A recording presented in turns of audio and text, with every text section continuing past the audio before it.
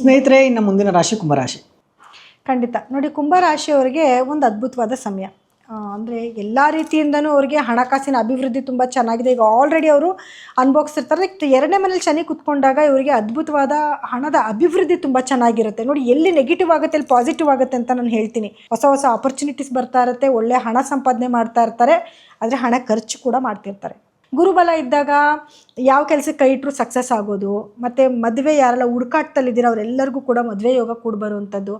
ಆಧ್ಯಾತ್ಮಿಕವಾಗಿ ಯಾರಿಗೆ ಕೆಲಸ ಮಾಡ್ತಿದ್ದಾರೆ ಅವ್ರಿಗೆ ತುಂಬ ಚೆನ್ನಾಗಿರುತ್ತೆ. ಎಜುಕೇಷನ್ ಡಿಪಾರ್ಟ್ಮೆಂಟ್ ಅವ್ರಿಗೆ ತುಂಬ ಚೆನ್ನಾಗಿರುತ್ತೆ. ಈಗ ಉದ್ಯೋಗ ಅಂತ ನೋಡೋಕೆ ಬಂದಾಗ ಇವರಿಗೆ ಗುರು ಬದಲಾವಣೆಯ ನಂತರ ಸ್ವಲ್ಪ ಸಕ್ಸಸ್ನ ಇವ್ರು ನೋಡ್ತಾರೆ. ವಿದ್ಯಾರ್ಥಿಗಳಿಗೆ ಬಹಳ ಉತ್ತಮವಾದ ಸಮಯ. ಯಾಕಂದರೆ 5ನೇ ಮನೆ, 6ನೇ ಮನೆ, 7ನೇ ಮನೆ, 3 ಮನೆಗಳಿಂದನೂ ವಿದ್ಯಾರ್ಥಿಗಳಿಗೆ ಯಾವುದೇ ಸಮಸ್ಯೆಗಳು ಬರೋದಿಲ್ಲ. ಎಜುಕೇಷನಲ್ಲಿ ಬಹಳಷ್ಟು ಮುಂದಿರ್ತಾರೆ. ರೈತರಿಗೆ ತುಂಬ ಚೆನ್ನಾಗಿದೆ ಸಮಯ. ಯಾಕಂದರೆ 5, 6 ಮತ್ತು 7 3 ಮನೆಗಳಲ್ಲಿ ಏನು ಗುರುವಿನ ಸಂಚಾರ ಇರುತ್ತೆ. 2ನೇ ಮನೆಯಲ್ಲಿ ಶನಿ ಕೂತ್ಕೊಂಡಿದ್ದಾನೆ. ಹೋಲ್ ಇಯರ್ ತುಂಬ ಚೆನ್ನಾಗಿದೆ ಸರ್. ಯಾರೆಲ್ಲ ಮಕ್ಕಳಾಗಿಲ್ಲ ಅಂತ ಅಂದ್ಕೊಂಡಿದ್ದೀರಾ ಅವರೆಲ್ಲರಿಗೂ ಕೂಡ ಮಕ್ಕಳ ಯೋಗ ಆಗುವಂಥ ಒಂದು ಸಮಯ ಆಗಿರುತ್ತೆ.